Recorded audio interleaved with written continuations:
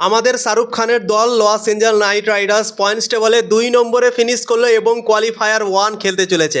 Qualifier 1-এ যদি জিতে যায় তাহলে কিন্তু ফাইনালে প্রবেশ করে যাবে বন্ধুরা। মেজর ক্রিকেট লিগ চলছে এবং শাহরুখ খানের দল লস এঞ্জেল নাইট রাইডার্স সেখানে খেলছে। 10টা লিগ ম্যাচ কমপ্লিট আজকে হয়ে গেল এবং Los Angeles Knight Riders points টেবলে 2 নম্বরে ফিনিশ করলো।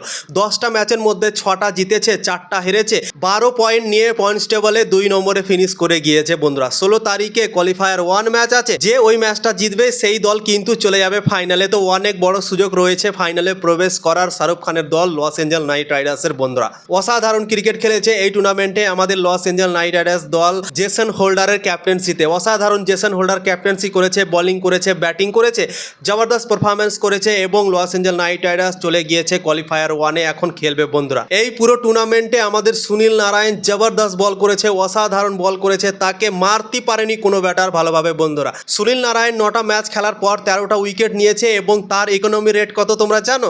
4 পয়েন্ট মাত্র 66। টি20 ম্যাচে 4 পয়েন্ট 66 ইকোনমির রেটে সে রান দিয়েছে। তোমরা একবার ভাবতে পারো সুনীল নারায়ণকে কোনো ব্যাটার এই টুর্নামেন্টে মারতে পারেনি। প্রত্যেকটা ম্যাচে সুনীল নারায়ণ 4 ওভার করে বল করেছে এবং 13-14 রান করে দিয়েছে বন্ধুরা। এরকম পারফরমেন্স প্রত্যেকটা ম্যাচে, বেশিরভাগ ম্যাচই কিন্তু আমাদের সুনীল নারায়ণ জাদুঘর বল করেছে বন্ধুরা। তো অসাধারণ লাগলো সুনীল নারায়ণের এই পারফরমেন্স এবং আন্দ্রে রাসেলও কিন্তু পিছে নেই।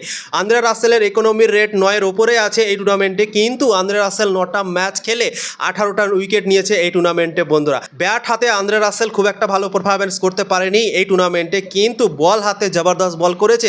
ডেথ ওভারগুলোতে দারুণ বল করেছে আন্দ্রে রাসেল এবং যে সময় উইকেট প্রয়োজন সেই সময়ও কিন্তু উইকেট দিয়েছে আন্দ্রে রাসেল বল করতে এসে বন্ধুরা। এবং আন্দ্রে রাসেল আর সুনীল নারায়ণের জুটি অসাধারণ চলেছে এই টুর্নামেন্টে এবং ক্যাপ্টেন জেসন হোল্ডারও কিন্তু কম না, সেও কিন্তু অনেকটা হেল্প করেছে এই টুর্নামেন্টে নিজের ক্যাপ্টেন্সিতে এবং তার বোলিং ব্যাটিং সব জায়গায় কামাল করেছে বন্ধুরা। দল থেকে সব থেকে বেশি রান করেছে ওপেনিং করতে এসে কলিন মনরো।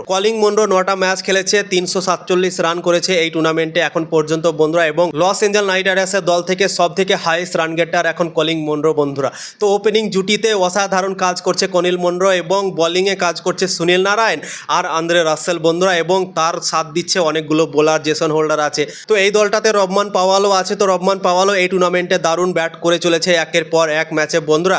একটা ম্যাচ তো সিঙ্গেল হ্যান্ডেডলি কয়েকদিন আগে জিতিয়ে দিয়েছিল, 27 বলে 73-74 রান মতো করেছিল বন্ধুরা। কয়েকদিন আগে হারা ম্যাচকে জিতিয়ে দিয়েছিল রহমান পাওয়াল। তো অসাধারণ পারফরমেন্স করেছে এই টুর্নামেন্টে। এর আগে সিজনগুলোতে লস এঞ্জেল নাইট রাইডার্স ভালো পারফরমেন্স দিতে পারেনি, প্রত্যেকটা সিজনই কিন্তু নিরাশ করেছিল, হতাশ করেছিল, প্লে অফে কোয়ালিফাই করতে পারেনি। কিন্তু এবার প্লে অফেও কোয়ালিফাই করলো, 2 নম্বরে ফিনিশও করলো এবং কোয়ালিফায়ার 1-এ এখন পৌঁছে গিয়েছে। এখন শুধু সময়ের অপেক্ষা। 16 তারিখে ম্যাচ আছে, ভোর 3টের সময় ভারতীয় সময় অনুসারে এই ম্যাচটা শুরু হবে এবং লস এঞ্জেল নাইট রাইডার্সের কাছে সুযোগ রয়েছে ফাইনালে প্রবেশ করার বন্ধুরা। তো দেখা যাক ফাইনালে প্রবেশ করছে কি করছে না, সেটাই হবে দেখার বিষয় বন্ধুরা। তোমাদের কি মনে হয় অবশ্যই কমেন্ট করে জানাতে পারো।